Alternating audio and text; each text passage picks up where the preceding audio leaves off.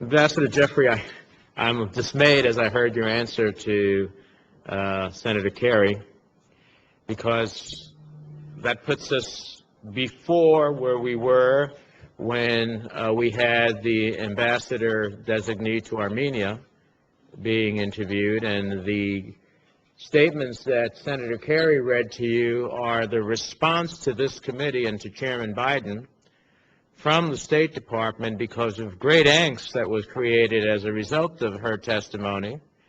And now you've taken us back to where we were before, when you say we support whatever the Commission does to get to the bottom of the historical facts. Well, that's not what the administration has said to us. The administration in their letter, unless we're not to believe letters sent to this committee now, the administration in their letter said, our goal is not to open a debate on whether the Ottomans committed these horrendous acts. It is to help preserve the documentation that supports the truth of those events.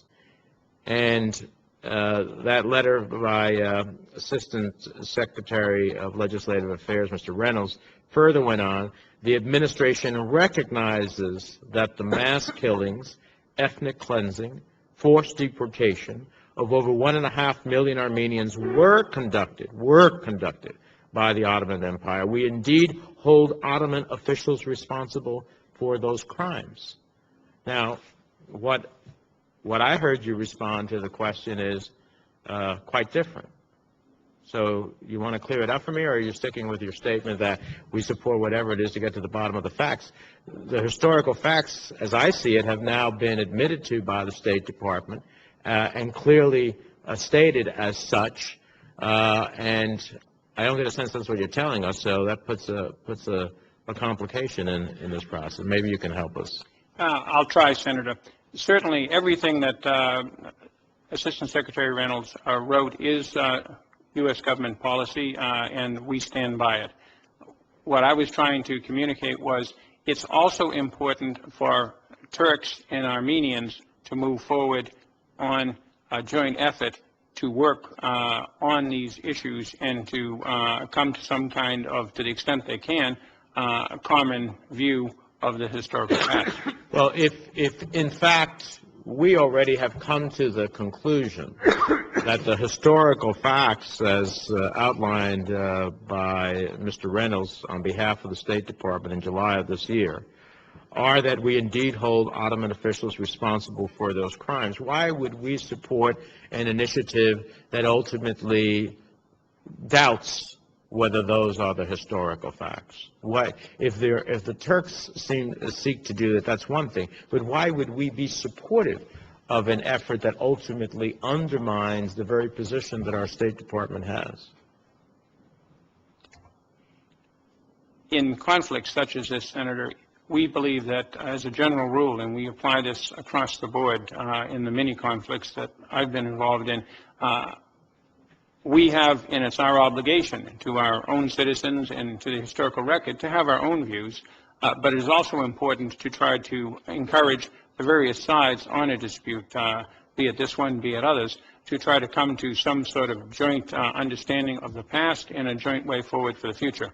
Let me ask you one last question on this. Would you then, as the ambassador, be someone who would advocate rhetorically, financially, or otherwise that the Commission should be constituted and move forward? Senator, every effort that can be taken for people to review openly the facts of that period would be supported by me.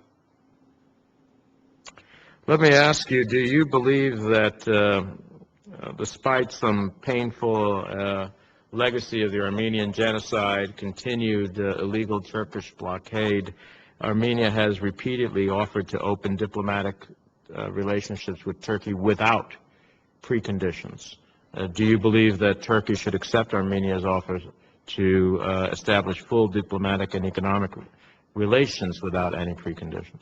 We believe that Turkey should establish relations with Armenia, sir. That is correct. Without any preconditions? Without any preconditions. Thank you. Let me ask you, with reference to the State Department's International Religious Freedom Report, One of my concerns to reading from the report is minority religious groups, particularly the Greek and the Armenian Orthodox communities, have lost numerous properties to the state in the past and continued ongoing efforts for the state to expropriate property. Most particularly, the Ecumenical Patriarchate, the spiritual leader of 6 million Christians here in the United States and 300 million in the world, finds himself constrained, having his church's properties confiscated. You mentioned the Halki School, not being able to have new ordinations of priests at that location, and most recently, U.S. citizens who are affiliated with the church, the Greek Orthodox Archbishop of America, Demetrius, Metropolitan Isaiah of Denver, Metropolitan Nikitas from San Francisco,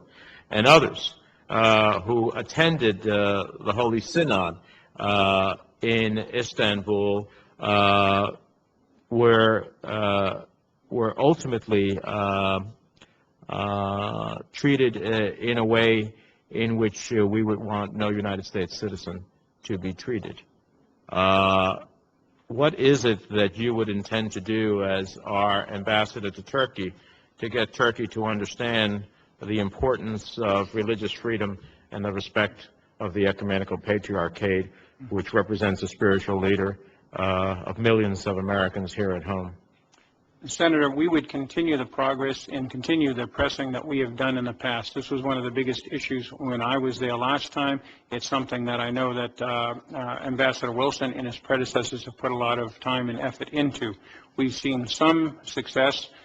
In 2002, the Turks changed the property law to allow the foundations for the Greeks, the Armenians, and the Jewish groups in Turkey to purchase property. That was a step forward, but not an adequate one. They changed the law again in 2006. Unfortunately, it was found unconstitutional, and it is back being reviewed. We need to move forward on that law, consistent with the Turkish constitutional system, and we need to take further steps. This is something that I would, if confirmed, put a great deal of effort into, because I believe that it's absolutely essential for the kind of relationship that we want to continue to have. In the case of the Synod, we were pleased that non-Greek members of the Synod were appointed in 2004, and we hope that they can exercise their full rights as members of the Synod.